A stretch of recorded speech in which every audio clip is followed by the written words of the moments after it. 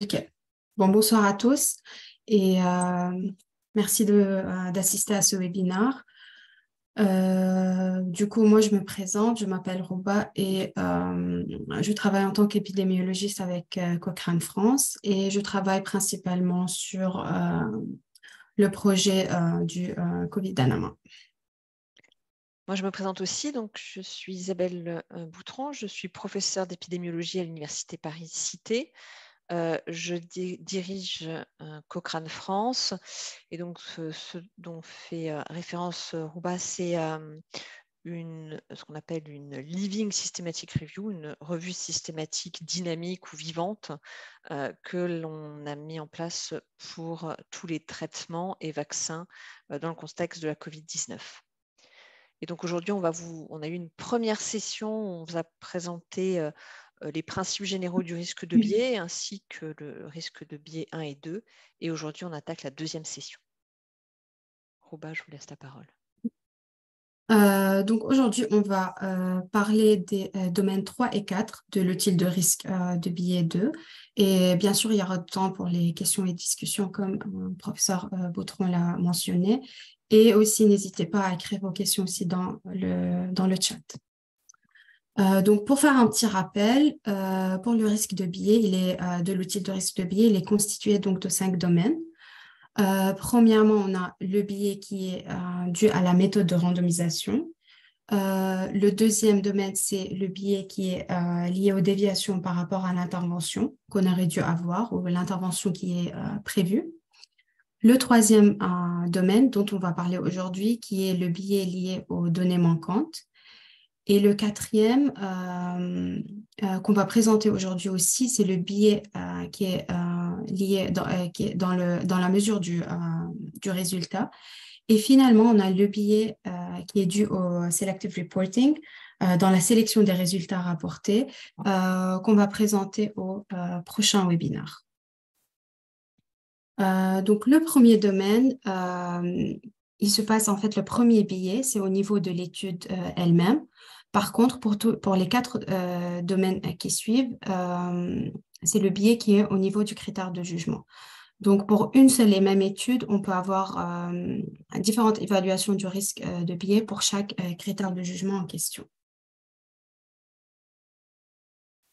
Donc, commençons par le domaine 3. Je vais vous poser et je vais vous laisser quelques minutes dans le chat pour répondre à cette question. Donc, qu'est-ce que vous pensez? Quelles sont les raisons possibles pour les données manquantes qu'on trouve souvent dans les études? Comme ça, c'est juste des mots-clés et ensuite, on va résumer tout ça.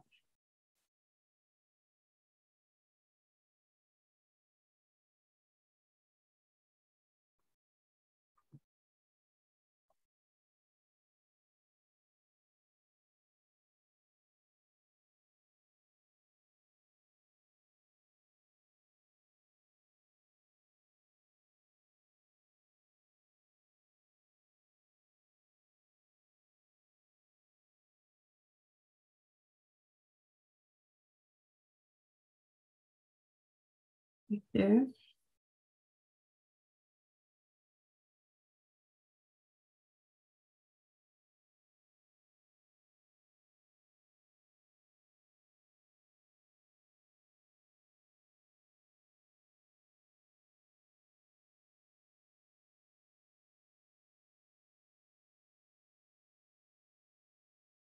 Ok. Donc, je vois quelques raisons que j'ai citées ici. Par contre, je regarde quelques-unes, par exemple, non-compliance au protocole. Donc, ça doit être, comment dire, c'est pris en compte dans le domaine 2. Dropout, ok. Des perdus de vue, c'est vrai. Donc, pour résumer, donc des raisons qui sont possibles pour ces données manquantes, on a les participants qui se retirent de l'étude ou ne peuvent pas être localisés. Donc, comme vous avez mentionné, les perdus de vue ou les abandons, ce qu'on appelle en anglais lost follow-up ou les dropouts. Les participants n'assistent pas à une visite d'étude au cours de laquelle les critères de jugement auraient dû être mesurés. ou bien des données ou des enregistrements sont perdus ou ne sont pas disponibles pour des raisons quelconques. Soit que les participants ne peuvent plus avoir le critère du jugement, comme par exemple les participants sont décédés avant de pouvoir mesurer le critère du jugement en question. Et il faut donc bien faire attention à la différence entre ces données manquantes et aussi les exclusions qui peuvent avoir lieu, les exclusions qui sont faites par les auteurs, donc les exclusions de l'analyse qui peuvent avoir lieu. Donc, du coup, pour ces exclusions de l'analyse, on a les données, mais on les exclut de l'analyse et du coup, ils ne sont pas considérés dans ce domaine-là, mais ils seront considérés dans le domaine précédent qui est le domaine du risque de billet. Peut-être un petit point là par rapport à ce qui a été mis en avant dans les causes finalement de données manquantes. Donc, vous allez avoir, et en particulier ce qui a été mis en avant sur la non-adhérence au protocole par Elena, la non-adhérence au protocole, finalement, c'est pas une donnée manquante. Le patient, il a simplement pas suivi ce qu'on attendait de lui. Et on pourrait très bien continuer à collecter des données chez ce patient et ne pas avoir du tout de données manquantes. Donc, s'il y a une décision de l'investigateur à exclure ce patient de l'analyse, finalement, le patient n'est pas exclu pour des raisons de données manquantes, il est exclu volontairement par l'investigateur. Et donc là, on ne fait pas une analyse en intention de traiter. Et donc, c'est pour ça que Rouba vous dit que c'est dans le domaine 2, parce que c'est la question qu'on a dans le domaine 2 qui est est-ce que l'analyse qui a été réalisée a été bien faite, était appropriée. Et exclure les patients de l'analyse parce qu'ils n'étaient pas adhérents au protocole, finalement, on ne respecte pas le principe de l'analyse en intention de traiter. Donc, ce n'est plus un problème de données manquantes, mais c'est un problème d'analyse adéquate. Et c'est là la petite subtilité entre le domaine 3 qui est dédié aux données manquantes, où on s'intéresse vraiment à comment est-ce qu'ils ont pris en compte ces données manquantes et est-ce que ces données manquantes peuvent être responsables d'un biais, et le domaine 2 qui, lui, est plus lié à comment a été faite l'analyse. Voilà, mais et des fois, on a des petites difficultés à séparer les deux.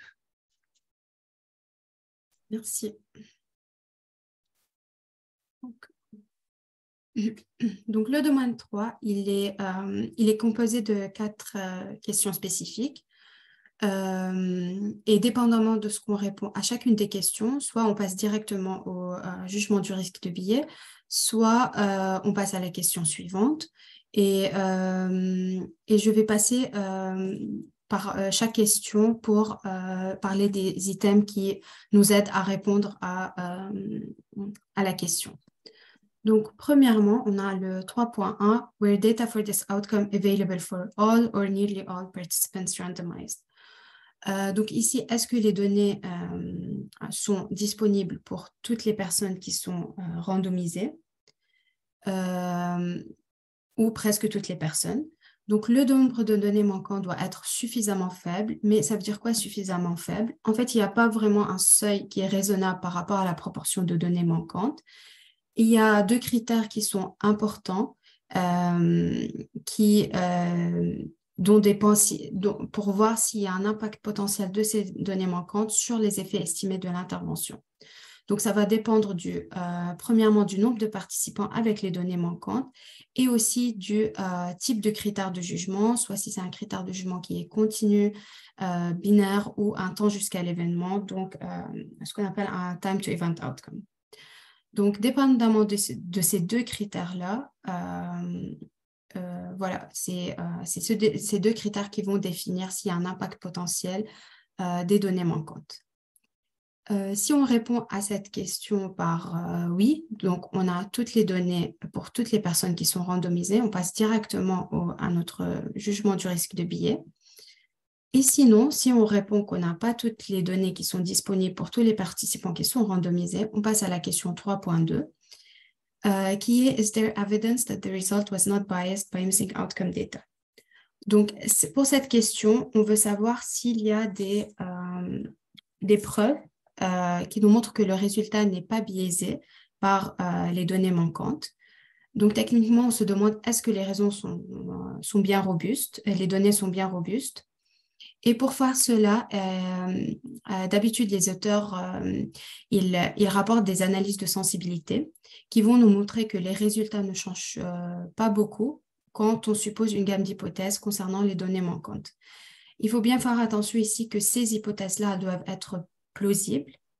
Et si ces hypothèses-là sont plausibles, si les données de sensibilité nous montrent que les résultats ne changent pas beaucoup, et donc là, on peut dire que les résultats ne sont pas biaisés par les données manquantes. Donc ces hypothèses-là sont faites entre le manque de données dans le critère de jugement et leur vraie valeur. Après cette question-là, donc si on répond par non ou probablement non, donc on arrive à la question 3.3 qui est Could missingness in the outcome depend on its true value? Donc ici, on cherche à savoir si le manque de données dans le critère de jugement dépend de sa vraie valeur. Et donc la vraie valeur, c'est quoi? C'est la valeur que le critère de jugement aurait dû être mesuré, mais qu'on n'a pas pu le faire. Donc, les données manquantes, ils introduiront du biais si les raisons sont liées au critère de jugement. Si on connaît les raisons pour les données manquantes, donc s'ils sont bien décrits dans l'étude, on peut juger s'il y a un risque de biais ou pas. Donc, pour illustrer ça, deux petits exemples. Si, par exemple, on a des participants qui ont des effets indésirables, ne retournent pas pour faire la mesure du critère de jugement. Donc, ici, on a le manque de données dans le critère de jugement qui dépend de sa vraie valeur. Et donc, ici, on introduit un risque de biais. Alors que si, par exemple, un jour, on est en train de mesurer, disons, la tension et que l'appareil pour mesurer la tension était en panne un jour, ici, on n'a pas le manque de données dans le critère de jugement qui dépend de la vraie valeur et donc, on n'introduit pas de risque de biais. Et finalement, si on répond à la question 3.3 par oui, probablement oui ou pas d'information, on passe à la question finale, le 3.4. Is it likely that missingness in the outcome depended on its true value? Donc, est-ce que c'est plausible que ce manque de données dans le critère de jugement dépend de sa vraie valeur? Et ici, on a cité trois raisons pour répondre à cette question par oui. Donc, soit la proportion des données manquantes est différente entre les groupes, soit les raisons rapportées pour les données manquantes indiquent qu'il y a une relation entre le manque de données et leur vraie valeur. Donc, un exemple pour ça, ce serait par exemple que les participants se sentent trop mal pour retourner à faire le suivi et donc à mesurer les critères de jugement à un temps précis. Et la troisième raison serait les raisons apportées pour les données manquantes sont différentes entre les groupes. Du coup, par exemple, on a un groupe où les patients quittent l'étude parce qu'ils ne voient pas d'amélioration. Et dans l'autre groupe, on a des participants qui quittent l'étude parce qu'ils ont des effets indésirables. Donc là, on a deux raisons qui sont différentes entre les deux groupes.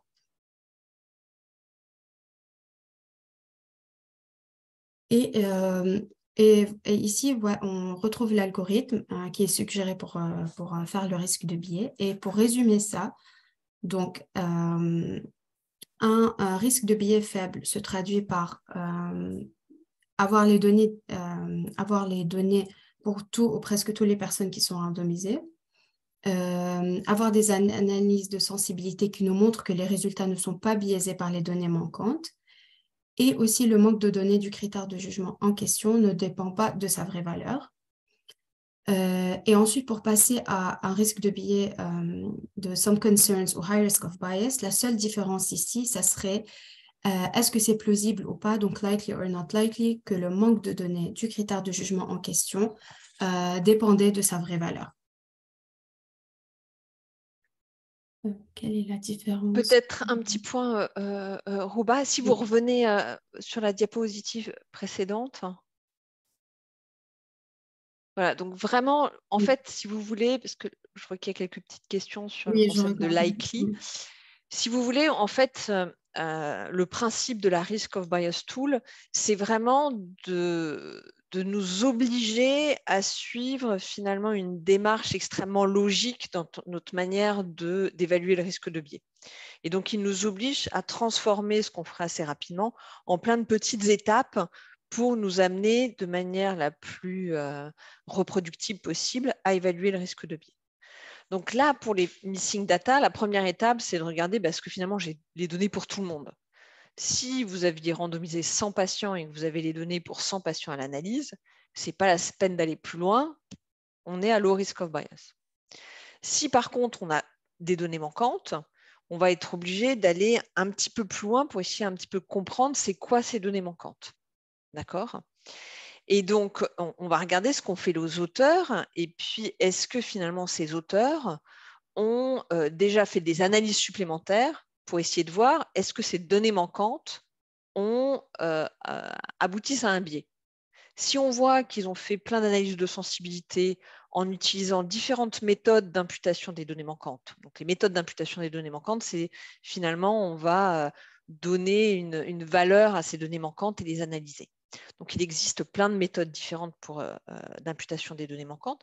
Si on voit qu'ils ont fait plein de méthodes d'imputation avec des méthodes d'imputation multiples, par exemple, qui est une méthode assez classique et assez reconnue, et qu'on voit que, quelles que soient les méthodes utilisées, ils retrouvent des résultats qui sont à peu près constants. Dans ce cas-là, on va se dire, bon, finalement, on a des données manquantes, mais il y a quand même des arguments, vu toutes les analyses qu'ont fait les auteurs, pour nous dire, pour nous faire penser que ces données manquantes ont peu d'impact sur les résultats. Et donc, on va directement à low risk of bias. Mais souvent, ils ne font pas toutes ces analyses de sensibilité. Et donc, du coup, vous êtes obligé d'aller encore plus en avant sur c'est quoi ces données manquantes. Et donc, vous allez vous regarder, c'est quoi les raisons de ces données manquantes. Et de temps en temps, ils vous l'expliquent. Ils vous disent, voilà, j'ai 3 patients, ils ont déménagé, et donc ils ne pouvaient plus venir aux visites de suivi. S'ils ont déménagé, ce n'est pas lié au fait qu'ils soient en bon ou en mauvais état de santé, et donc c'est probablement des données manquantes, ce qu'on appelle at random, faites au hasard. D'accord ? Et dans ce cas-là, il n'y a probablement pas de risque de biais.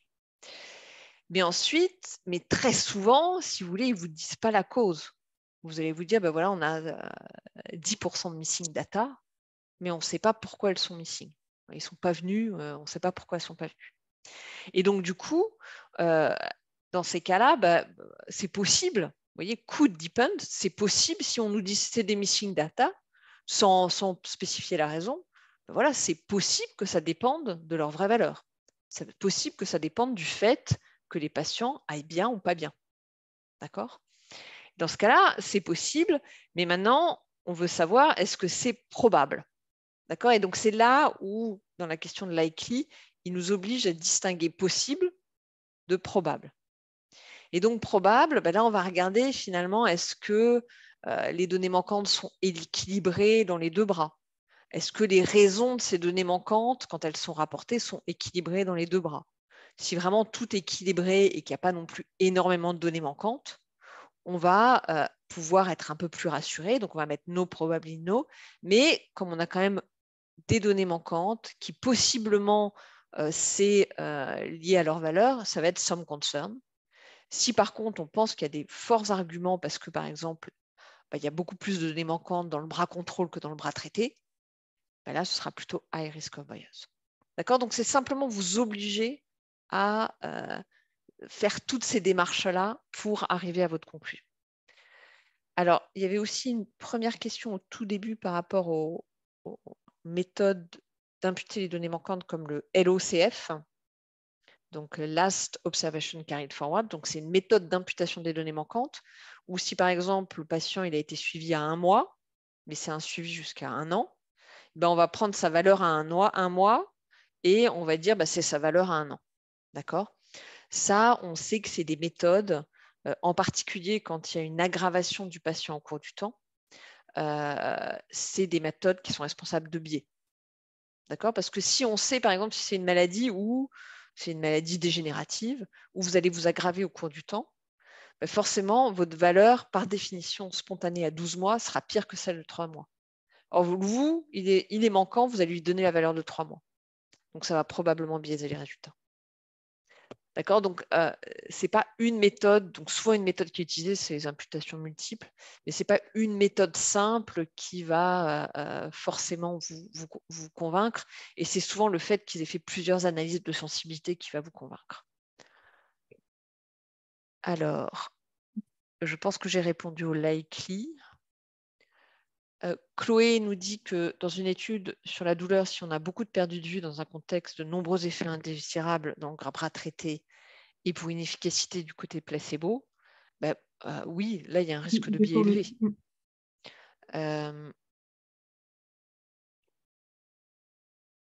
Alors, l'intérêt d'une analyse de sensibilité, c'est de se dire, ben voilà, on a 10% de données manquantes, et ben on va utiliser différentes méthodes statistiques pour imputer ces données manquantes, pour leur donner une valeur. D'accord? Quand on a des données manquantes, du fait de l'analyse en intention de traiter, on ne doit pas exclure ces patients. D'accord? Ce serait une faute d'exclure ces patients de l'analyse. Donc, on va souvent leur imputer une valeur et il y a plusieurs méthodes d'imputation. Il y a la méthode Last Observation Carried Forward où on prend la dernière valeur et on va reprendre la même. On sait que celle-là, elle est biaisée. Il y a des méthodes où on va faire des imputations multiples, c'est-à-dire on va regarder les caractéristiques de nos patients qui ont des données manquantes par rapport aux caractéristiques de la population globale. Et en fonction de leurs caractéristiques, on va leur imputer, on va faire des modélisations, si vous voulez, pour leur imputer des données. Et donc, ça va permettre de refaire ces analyses. Donc, c'est faire des analyses de sensibilité, c'est comparer différentes méthodes d'imputation des données manquantes. Alors, il y a attendez, ça bouge trop vite pour moi.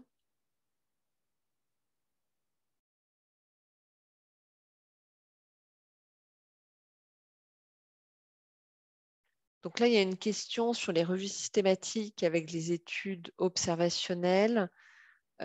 C'est hors du cadre, je pense, de ce qui nous concerne, puisque nous, on est vraiment sur la qualité méthodologique de l'étude qui est incluse. Et là, dans tout ce qu'on vous a présenté ici, on est sur les essais cliniques randomisés. Il y a des outils spécifiques pour les études observationnelles. D'accord? Donc, et je pense que ensuite, Camille.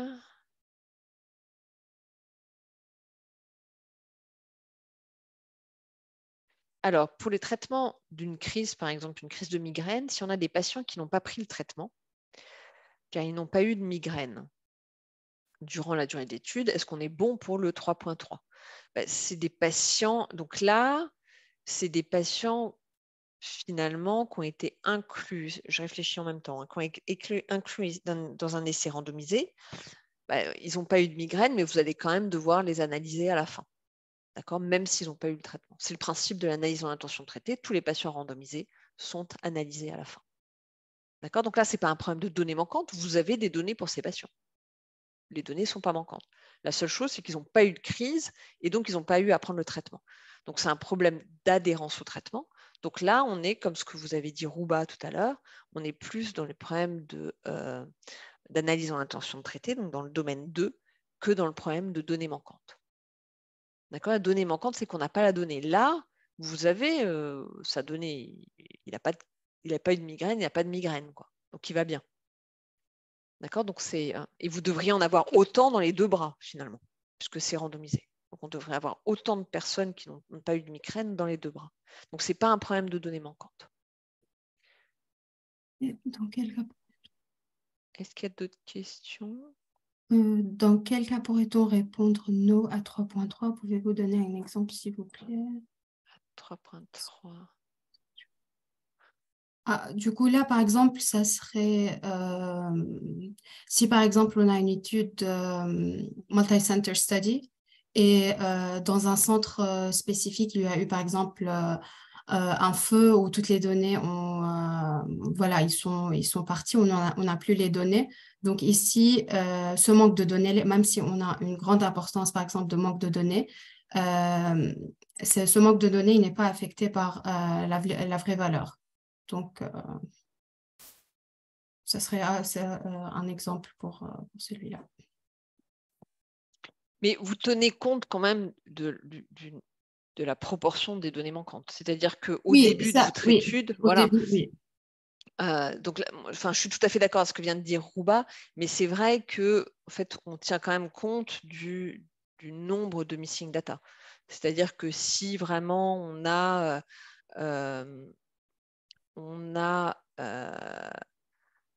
très peu de données manquantes, et souvent ce qu'on fait, c'est que dans le protocole, on va définir un seuil.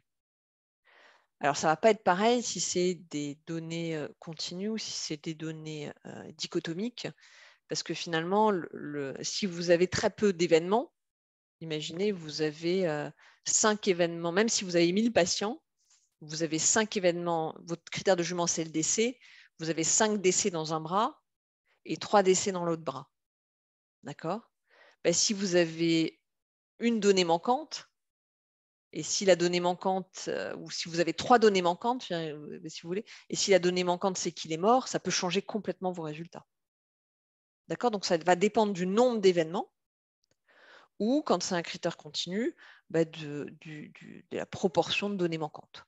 Donc souvent, en fonction du critère de jugement, on va essayer de définir un seuil où on estime qu'au-delà de ce seuil, on va avoir un risque de biais important. Et on va déterminer un seuil de données manquantes, mais aussi un seuil d'écart entre les deux bras. C'est-à-dire que si on a 15% de données manquantes dans un bras et 10% dans l'autre, là, on est beaucoup plus inquiet que si on avait 5% dans les deux bras. D'accord ? Donc, on tient compte du seuil qu'on définit préalablement.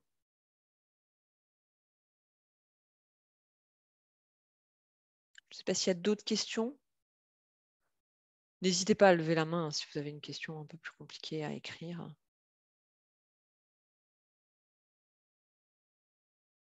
OK, on peut continuer. Et donc, on passe, je pense, oui, ici, OK.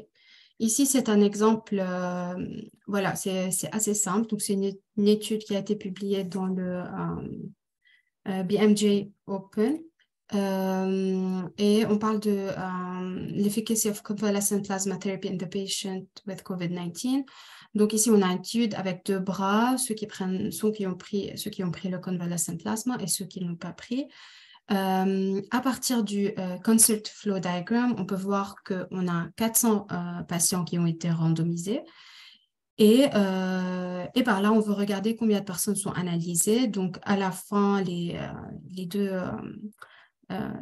à la fin, pour l'analyse, on a 200 participants qui sont analysés dans un groupe et 200 dans l'autre. Donc, on a 400 participants randomisés et 400 participants qui sont analysés. Et je voulais vous montrer par ce Concert Flow Diagram que d'habitude, où il faut bien reporter, par exemple, combien de personnes sont lost to follow-up, c'est quoi les raisons, pourquoi ils ont, ils n'ont pas continué l'intervention, donc aussi on a les raisons. Et à partir de ces raisons-là, on peut répondre aux questions de ce domaine-là. Mais pour cet exemple ici, on peut répondre directement à la question 3.1 que oui, on a toutes les données qui sont disponibles et comme ça, on n'a pas besoin de passer aux autres questions qui sont spécifiques et on peut directement passer au jugement du risque de billet. Alors, peut-être juste pour rester bien sur cette diapositive, parce que je pense qu'elle permet de bien voir les différentes situations. Vous voyez, par exemple, donc on a did not receive allocated intervention. Donc là, les patients qui n'ont pas reçu l'allocated intervention, on n'est pas sur un problème de missing data.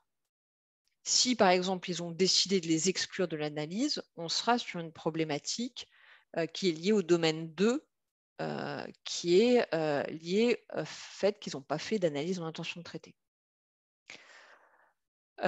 Pareil, pour ceux qui discontinue intervention, s'ils ont arrêté l'intervention, on voit bien, là, ce n'est pas un problème de données manquantes. S'ils ont décidé d'arrêter l'intervention, on devrait quand même avoir les données s'ils avaient suivi les patients.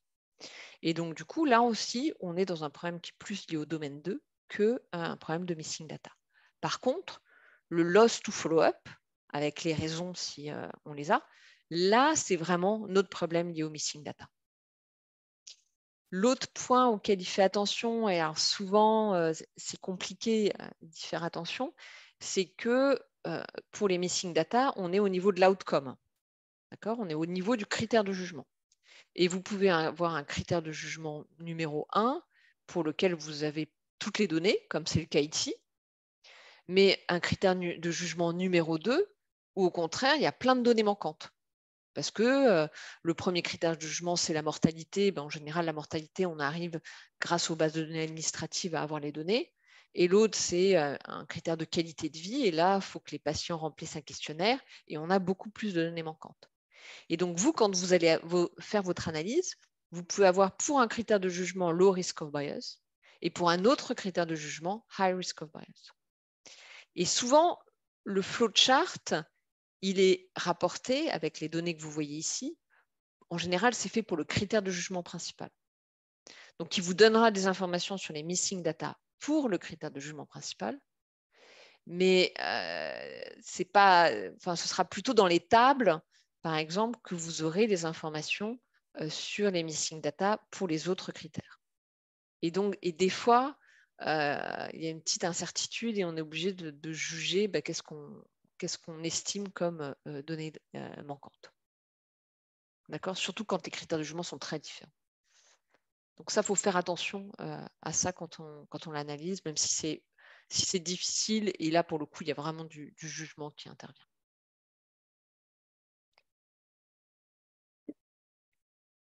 OK, on peut continuer. Ok. Donc là, je vous donne la parole pour... D'accord. Donc ensuite, le domaine suivant, c'est les biais au moment de l'évaluation du critère de jugement. Donc, on va évaluer le critère de jugement et quand on veut savoir si cette évaluation a été faite de la même manière dans le groupe traité et dans le groupe contrôle. Or, on sait qu'il y a quand même beaucoup de biais cognitifs qui peuvent intervenir à ce moment-là. Et donc, c'est pour ça qu'on va essayer de faire en sorte que cette évaluation du critère de jugement soit réalisée en aveugle. Et le fait que ce soit en aveugle va permettre de limiter les biais. Diapositive suivante. Alors, voici les items et on va revenir sur tous les items qu'on va regarder. Et donc, ce sont des items qui sont liés aux méthodes qui sont utilisées pour mesurer le critère de jugement et des items qui sont liés à l'aveugle de la personne qui évalue le critère de jugement. Diapositive suivante. Donc, le premier item, c'est est-ce que les méthodes pour mesurer le critère de jugement sont inadéquates? C'est exceptionnel qu'on réponde oui. L'idée là, c'est que finalement, alors, il nous donne un exemple dans la Risk of Bias Tool et dans le manuel pour la Risk of Bias Tool, mais bon, c'est vraiment exceptionnel. Ce serait par exemple, votre critère de jugement, c'est l'hypoglycémie. D'accord ? Mais sauf qu'ils ont utilisé un outil pour mesurer l'hypoglycémie qui n'est pas sensible aux hypoglycémies très basses. Et donc, qui va rater les hypoglycémies très basses. Et donc là, on sera dans une situation où finalement l'outil qui est utilisé pour mesurer notre critère de jugement, qui est l'hypoglycémie, n'est pas approprié. Pour cet item-là, on n'est pas du tout à se poser des questions. Quand c'est des échelles, est-ce que c'est une échelle valide?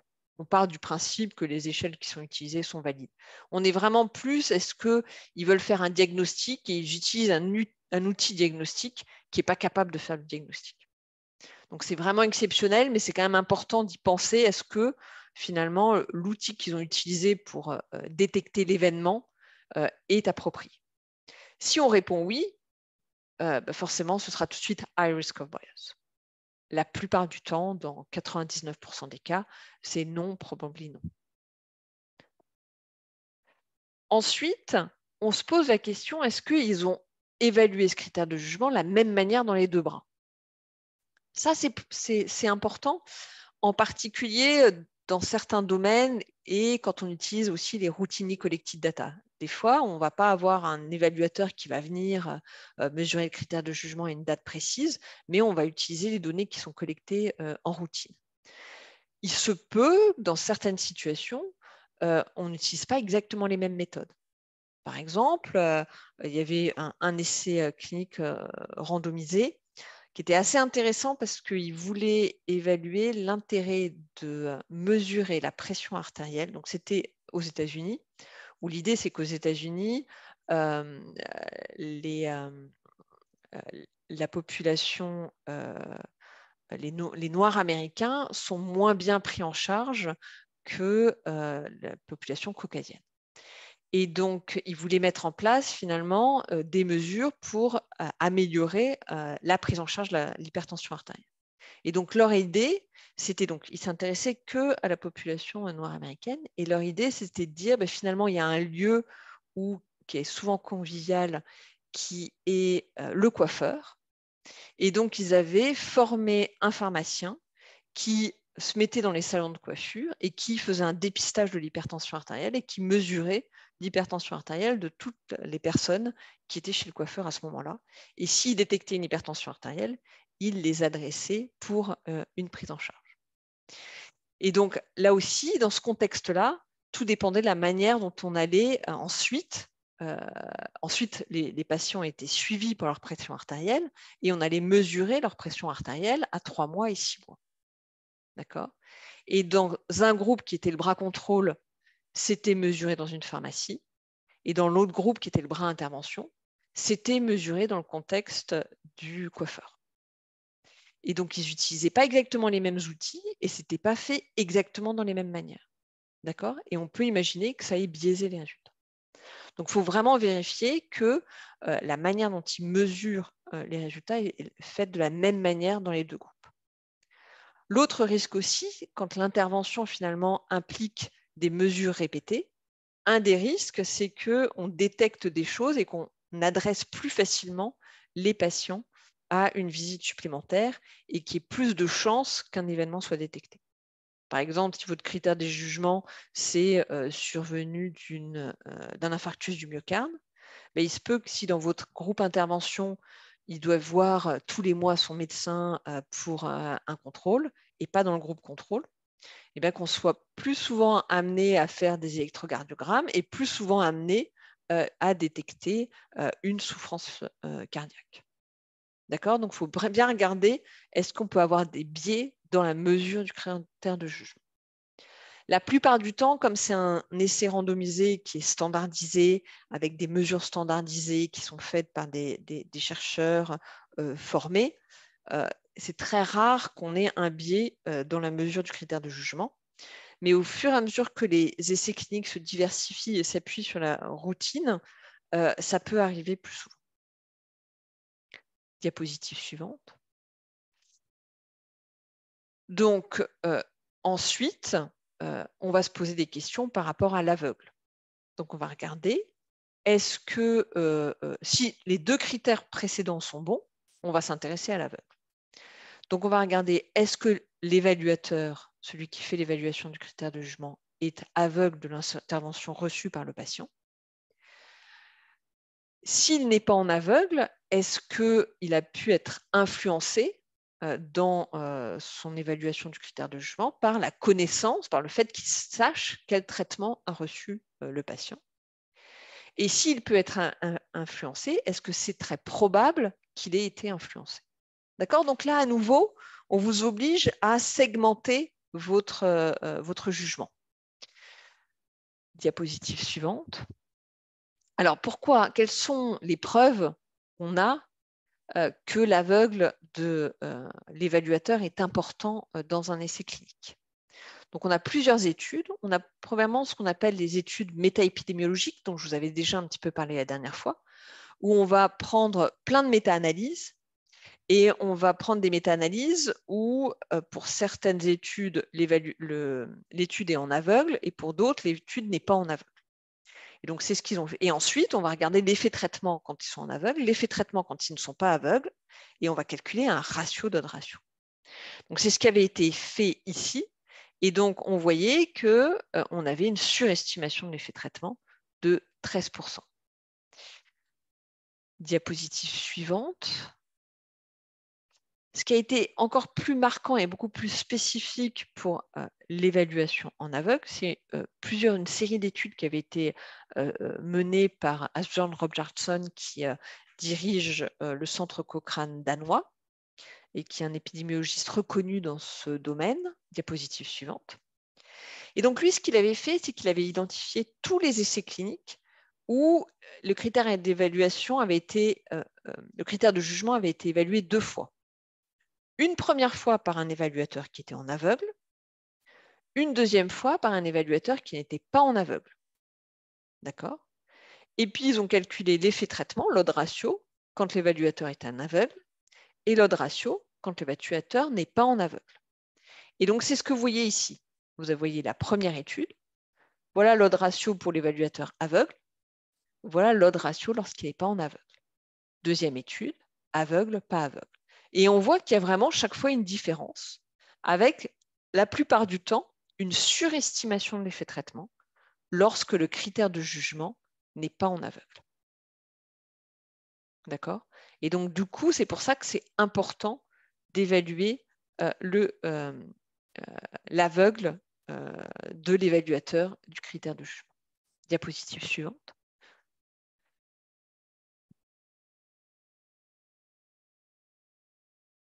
Donc, la première question, c'est est-ce que l'évaluateur connaît le traitement reçu par les participants? Si les évaluateurs sont en aveugle, on répondra non, probablement non. Et alors, et donc du coup, on est assez confiant que l'évaluation est bien faite parce que l'évaluateur est en aveugle. Un petit point pour vous alerter ici, c'est que de temps en temps, ils vous disent mon critère de jugement, c'est la douleur. Les patients, imaginons une étude, c'est rééducation versus traitement médical pour le critère de jugement qui est la douleur. D'accord? Dans cette étude-là, par définition, le patient ne peut pas être en aveugle. Le médecin et le kiné ne peuvent pas être en aveugle. Par contre, ce qu'ils peuvent faire, c'est que la personne qui interroge le patient soit en aveugle. Est-ce que d'après vous, ça veut dire que l'évaluation du critère de jugement est faite en aveugle? Je vous laisse répondre dans le chat.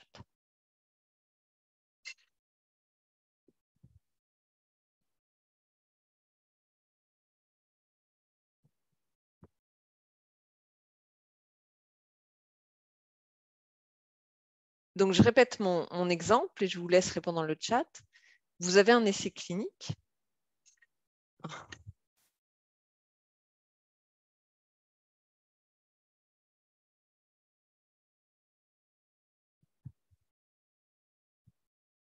Donc, pardon, excusez-moi. Vous avez un essai clinique où vous comparez traitement médical à rééducation. Et votre critère de jugement, c'est la douleur perçue par les patients. On vous dit que la personne qui va demander au patient de remplir l'échelle de douleur, que cette personne-là qui va interroger votre patient est en aveugle du traitement reçu. À votre avis, est-ce qu'on va pouvoir dire que l'outcome assessor est aveugle du traitement reçu?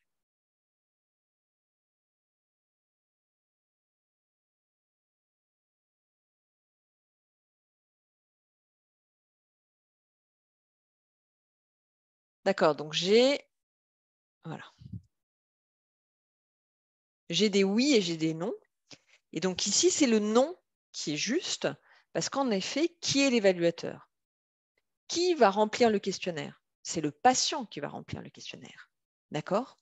Et donc, le patient qui remplit le questionnaire, ou qui va mettre le petite croix pour dire bah, c'est ça mon niveau de douleur, lui, il sait s'il a reçu la kiné ou s'il a reçu le traitement médical. D'accord? Alors, c'est sûr que la personne qui l'interroge est importante et que c'est important que ce soit quelqu'un qui soit un chercheur et que ce ne soit pas, par exemple, le kiné. C'est sûr que si c'est le kiné qui interroge le patient, ben on peut très bien imaginer que le kiné va influencer la réponse du patient. Mais intrinsèquement, l'évaluateur ici, c'est vraiment le patient. D'accord? Et donc, on est dans une situation où le patient a kiné versus traitement médical. il sait ce qu'il a reçu et donc l'évaluateur n'est pas en aveugle du traitement reçu. D'accord. J'ai une remarque de Cathy Nguyen qui me dit « Et si c'est deux thérapeutiques médicamenteuses, principe actif versus placebo ?» Alors, dans ces cas-là, si on était en un traitement versus placebo, dans ce cas-là, le patient est en aveugle et dans ce cas-là, c'est le patient qui est l'évaluateur et donc l'évaluateur est en aveugle du traitement reçu. D'accord ? Dans ce cas-là, ce serait juste. Il y aurait un aveugle. Alors attention, la question ici, c'est est-ce que l'évaluateur connaît l'intervention reçue? Ce n'est pas est-ce que l'évaluateur est en aveugle. Donc si l'évaluateur connaît l'intervention reçue, c'est qu'il n'est pas en aveugle. D'accord? Diapositive suivante.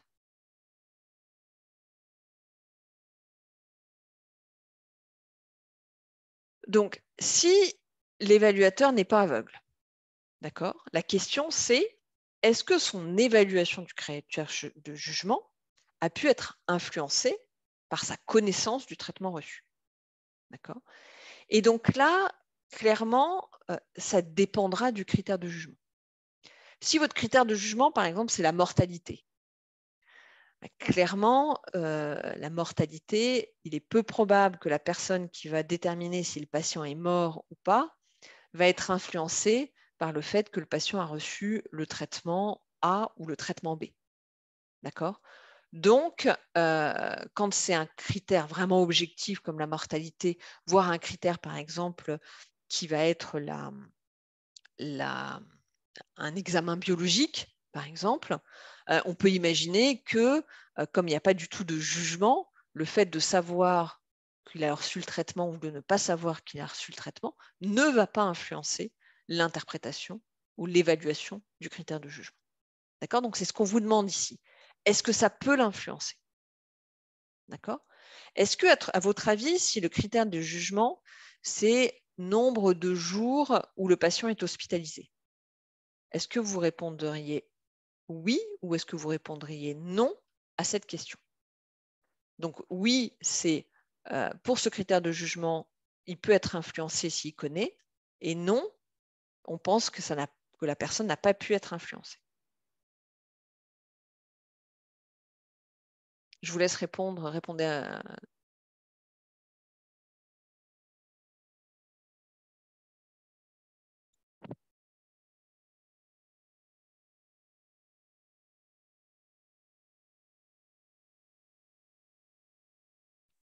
Donc là, j'ai aussi un mixte de oui et de non. Et là, typiquement, le critère de jugement, c'est sortie de l'hôpital. D'accord? C'est ça votre critère de jugement. Qui décide de la sortie de l'hôpital? C'est un médecin ou c'est une équipe médicale? D'accord? On peut très bien imaginer, alors imaginons la situation où c'est un traitement chirurgical versus un traitement médical. Donc l'équipe médicale ne sera pas en aveugle quand elle va décider s'il sort ou pas. Mais on peut très bien imaginer qu'elle va être influencée parce qu'elle sait que le patient a reçu le nouveau traitement ou parce qu'il sait que le patient a reçu la chirurgie. Donc là, typiquement, ils peuvent être influencés parce que la décision de faire sortir le patient est une décision subjective. De la même manière, infarctus du myocarde, dire à partir de données d'un dossier médical qu'un patient a eu ou n'a pas eu un infarctus du myocarde, on voit bien que quand on demande à deux personnes différentes, il va y avoir des évaluations un peu différentes. D'accord ? Donc tout ça implique une certaine subjectivité. Mais bien sûr, cette subjectivité, elle dépend de la situation. Forcément, si vous évaluez la qualité de vie ou la douleur, il y a une très forte subjectivité. Mais il y a d'autres situations où, OK, c'est subjectif, mais on pense que ça va avoir peu d'impact sur l'évaluation du critère de jugement. Et c'est ce qu'on vous demande dans la question suivante, diapositive suivante, où là, si vous avez répondu que oui, l'évaluation du critère de jugement va être influencée par le fait que l'évaluateur connaît le traitement reçu, là, on vous demande, est-ce que c'est probable? Et donc, je vais vous donner l'exemple Covid. Notre critère de jugement, c'était la décision d'intuber les patients. D'accord? Est-ce que le patient était intubé à 28 jours? La décision d'intuber le patient, c'est une décision subjective. D'accord? Et s'ils savent que le patient a reçu le nouveau traitement ou qu'il a rien reçu, on peut imaginer que ça les influence. Et que s'ils se disent, oh, le patient n'a pas reçu le traitement, ils soient plus poussés à intuber le patient que s'ils pensent que le patient a reçu le traitement. Donc, donc ce critère de jugement, son évaluation, peut être influencé par la connaissance de l'intervention reçue. En revanche, est-ce que c'est probable? On a estimé que dans le contexte du Covid, étant donné que les réanimateurs étaient soumis à une telle pression et qu'il y avait énormément de facteurs qui entraient en jeu dans leur décision d'intuber ou de ne pas intuber, en particulier, est-ce qu'il y avait de la place en réa, des choses comme ça, on a considéré que c'était peu probable et donc on a répondu non. Et donc on a classé à some concern parce qu'on pense que oui, il pourrait influencer, mais dans le contexte de notre étude, on pense que ça l'a probablement pas influencé. D'accord? Par contre, pour un autre essai, on aurait probablement pu répondre oui et ça devenait high risk of bias. Donc nous, on l'a évalué à some concern parce que à cause du contexte. D'accord? Et toutes ces décisions-là, vous l'adaptez au contexte de votre étude et c'est des choix que vous faites en amont. Dans votre protocole, vous allez dire, ben voilà, on va considérer que pour ce critère de jugement-là, s'il n'y a pas d'aveugle, on va estimer que c'est plutôt comme ci et comme ça. D'accord? Donc, voilà un petit peu comment on l'évalue. Diapositive suivante.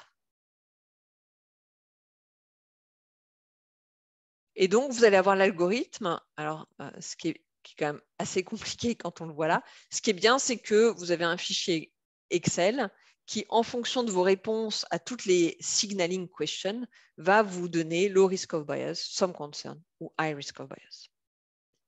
Alors, je vois peut-être d'abord des questions.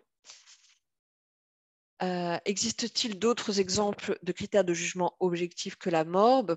Par exemple, des bilans biologiques peuvent être des critères de jugement objectifs. Une question d'Amina. Lorsque la nature de l'intervention ne permet pas l'aveugle et le critère de jugement est subjectif, est-ce que l'étude sera automatiquement biaisée? Donc, c'est là où je vous disais, typiquement, dans certains contextes, on va estimer que c'est biaisé. Dans d'autres contextes, ce sera évalué some concern.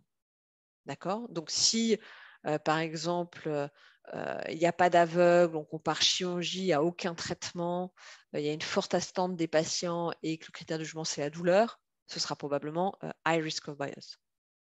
Si notre critère de jugement, c'est la décision d'intuber, c'est le fait d'intuber, on sait que c'est subjectif, mais on est dans le contexte de la douleur, on va considérer que ce n'est pas high risk, mais que c'est some concern. D'accord? Et je crois qu'il y avait une autre question en amont. Alors, il y avait une remarque de Chloé. S'il s'agit d'un traitement médicamenteux versus placebo, mais qui existe de nombreux événements indésirables côté traitement, est-ce qu'on doit considérer que l'aveugle est respecté? Ça, c'est une très bonne remarque et on doit se poser la question, est-ce que finalement l'aveugle est crédible? Et on a des situations où ils vont vous dire que c'est une étude en double aveugle, mais l'expertise du clinicien vous dira non, c'est pas possible.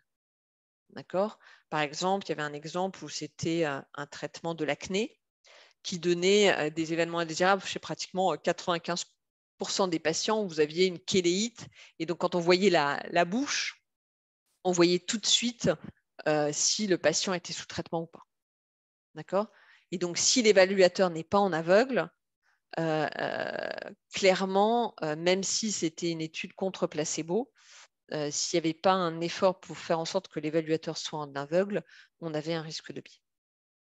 En revanche, on aurait pu faire en sorte que l'évaluateur soit en aveugle en prenant une photo du patient et en cachant l'aspect de la bouche. Comme ça, l'évaluateur n'évaluait que la peau et ne voyait pas les effets indésirables du traitement. Alors, j'ai d'autres remarques. lorsque le patient est l'outcome assessor dans une étude sur la douleur et qu'il expérimente des événements indésirables, bah là, c'est exactement ce que je viens de répondre. C'est exactement la même situation. On parle de patient qui sont l'outcome. Dans ce cas-là, on considérait effectivement à la remarque de Chloé que l'aveugle est compromis. Alors, je vois que le temps passe vite. Diapositive suivante. Donc là, on avait un exemple où on s'intéressait à tocilizumab versus, je pense, pas de traitement, où personne n'était aveugle, hein, les patients, les médecins, les chercheurs. Notre critère de jugement, c'était la mortalité, et on avait évalué ce domaine en étant low risk of bias.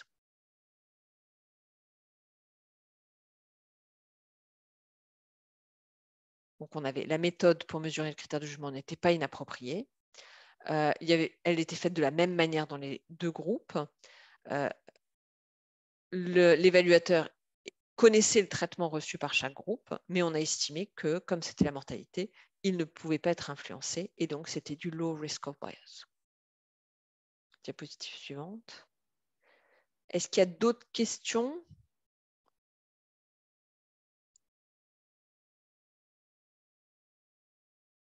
Je ne vois pas de bras levés et je ne vois pas de nouvelles questions.